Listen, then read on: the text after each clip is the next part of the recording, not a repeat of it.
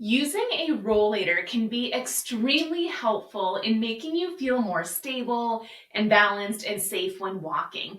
But there are some things that you need to know about choosing a good rollator and the rollator that's going to be the best for you. And this is all coming from the perspective of a physical therapist. I find that sometimes people are given walkers or rollators by their doctors or neurologists or maybe from the hospital, but they aren't actually educated on what to be looking for. And there's a lot of downsides if you don't feel comfortable and safe and confident with your rollator.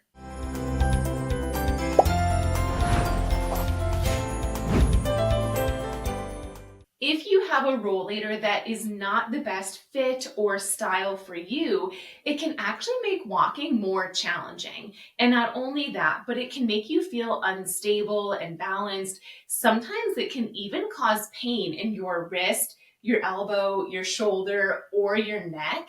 This is a big one that I see in the physical therapy clinic.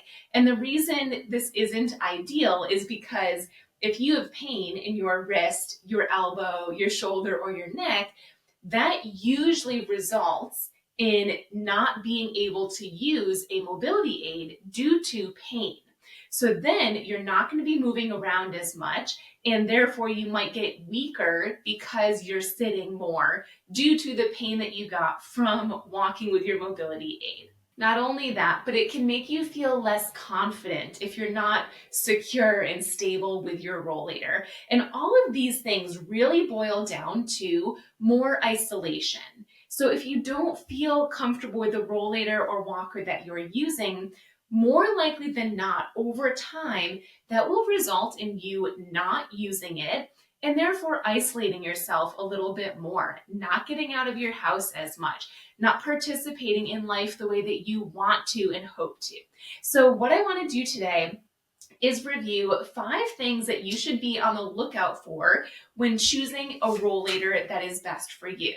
And let me actually take a step back here and explain the difference between a walker and a rollator. So the main difference is that walkers have 3 different styles.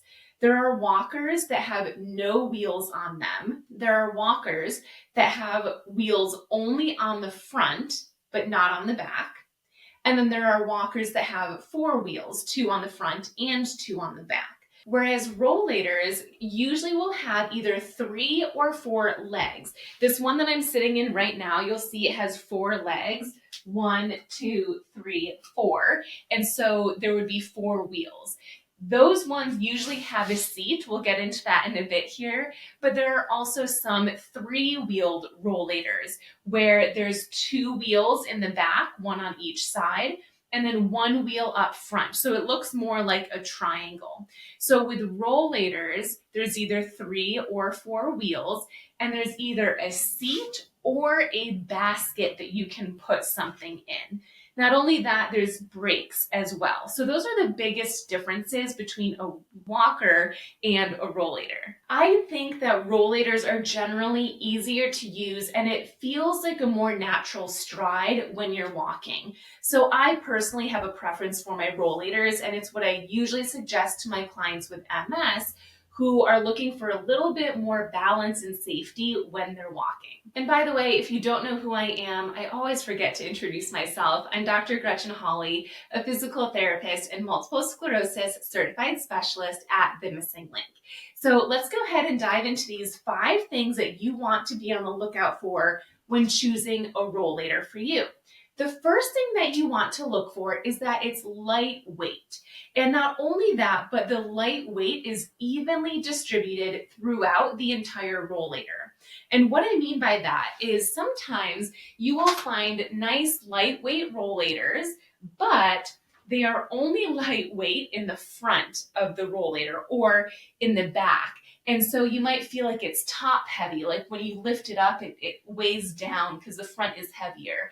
Or maybe the front is lighter and so it tips like this. So you want to make sure overall it's lightweight so that you can easily lift it, but that it's evenly distributed so that when you lift it, it pops right up. It's not angled. You're not at risk for scuffing the ground or the curb or the step, either on the front or the back. So make sure that you're looking for evenly distributed, lightweight.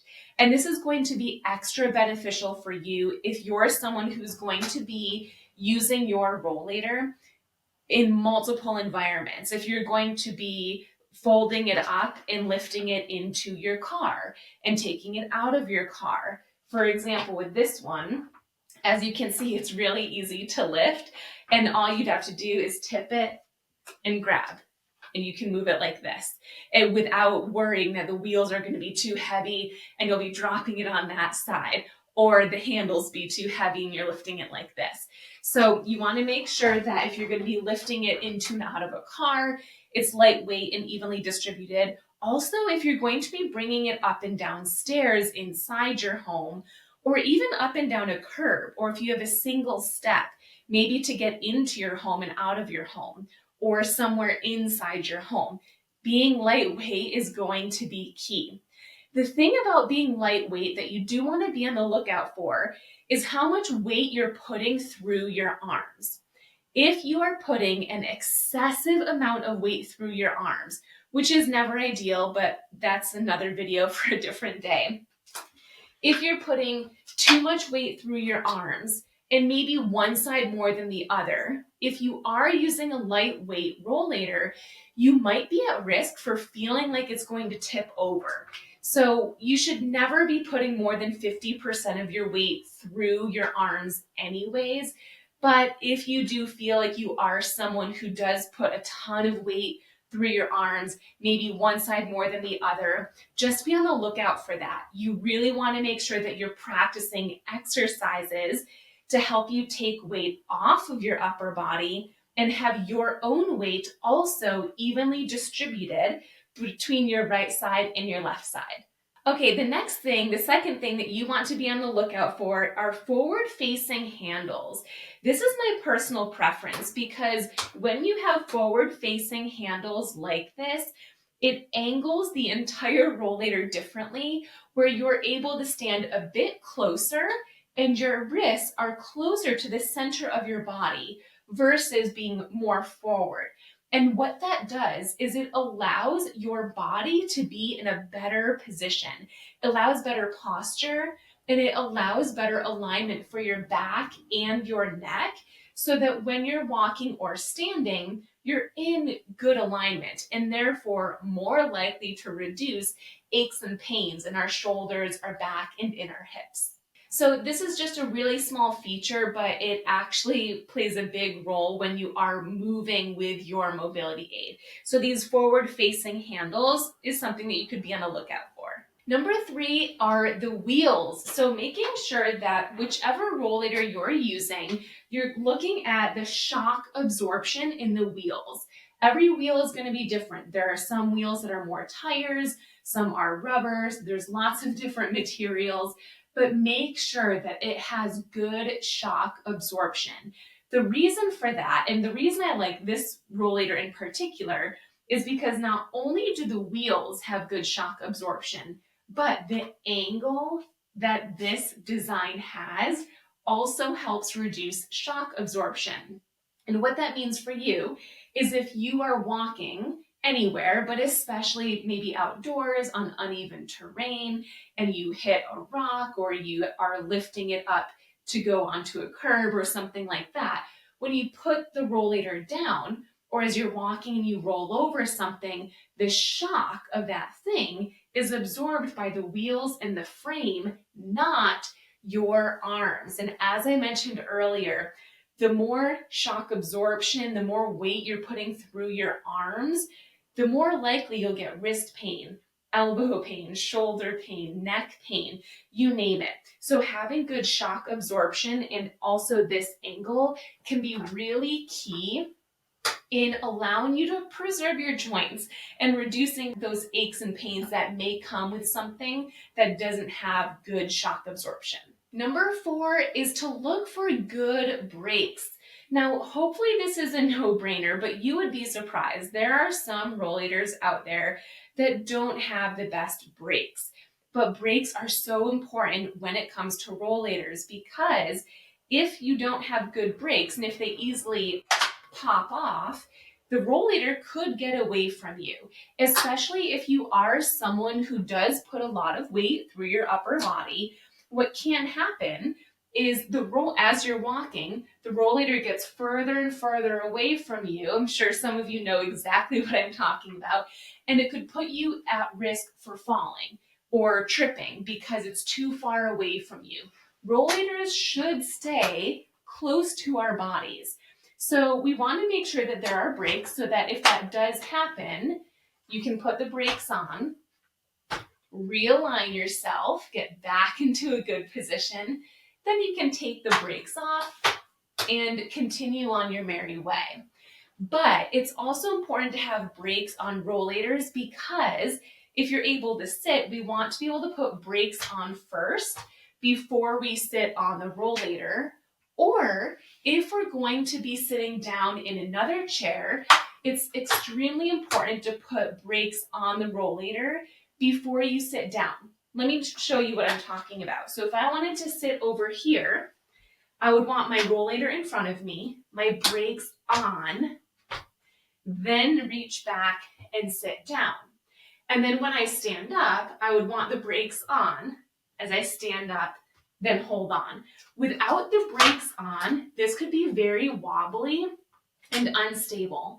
So you want to make sure that you have good, secure brakes, that when the brakes are on, you feel like they are on and they're going to protect you. Lastly, this can be really helpful if you are someone who, when you use a rollator, if you need extra support and you actually squeeze to put the brakes on. So you can squeeze as you step forward, then you release as you let the wheels go forward, squeeze for the brakes, and you step. Release, squeeze, or release, move it forward, squeeze, and step. So this is not the ideal way to use a rollator, but I do know that several of my clients with MS use it in that way. And if they didn't have secure brakes, they would feel very unstable because the rollator would keep moving as they were trying to step closer to the rollator. So make sure it has good brakes. Make sure you hear a click, that it sounds like a solid brake, and that it also comes off easily. If you have hand weakness, make sure you can manage that. If it's too challenging for you to take the brakes off, that's not going to be good. If it's too challenging for you to push the brakes on, that's also not ideal. You want to make sure you can manage the brakes with your hand strength that you do have. Lastly, the fifth thing that I think you should be on the lookout for when choosing a good rollator is having a seat. Now, as I mentioned in the beginning, there are 3-wheeled rollators and 4-wheeled rollators. This is a 4-wheeled rollator because there are 4 wheels. And with a 4-wheeled rollator, sometimes you will have a seat. Other times there won't be a seat, but it will be a basket. Those are helpful too, because with those, you can actually be in the kitchen and you can put maybe some pots and pans on there, then roll over to where the pots and pans need to be put away and put them away. So those can be helpful. You can store your purse in there, your keys, a water bottle. You can store things in the baskets, and those are really helpful. But seats are really great if you're going to be using your mobility aid, specifically your rollator, for walking, because you never know when your body might need just a quick rest break. If you're walking and you start to feel foot drop, you start noticing more scuffing of your foot, all it might take to improve that is a seated rest break for 30 seconds. Or if you're feeling more fatigued or you're overheating because you're walking, have a seat. All you need to do is make sure the brakes are on, hold on to those brakes, back up, and sit down. And you should feel very sturdy and safe.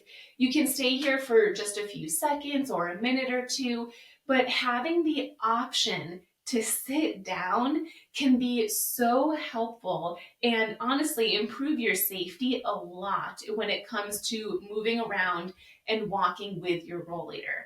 Not only that, even if we're talking about navigating in your home, when you're in your kitchen, if you're cooking a meal, you can sit while you're stirring, or you can sit while you're chopping. You don't have to stand the whole time. So I do have a personal preference for the four-wheeled rollators that have this seat. The three-wheeled rollators, I have yet to find any that have a seat, but they usually all do have a basket. Not all the time, but 90% of them do. So I prefer the four-wheeled rollators that have a seat.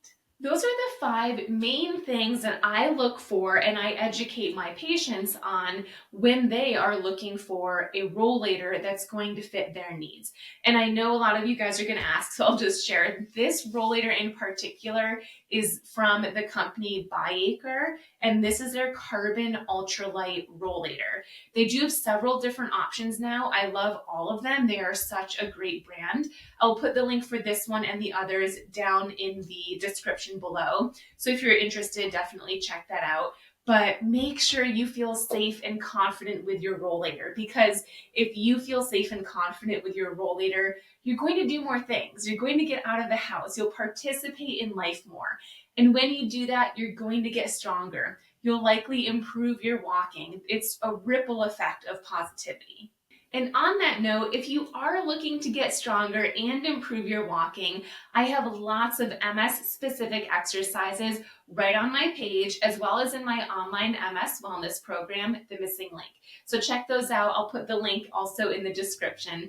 But if you enjoyed this video, please remember to subscribe, like this video, and share with a friend who may benefit from this information.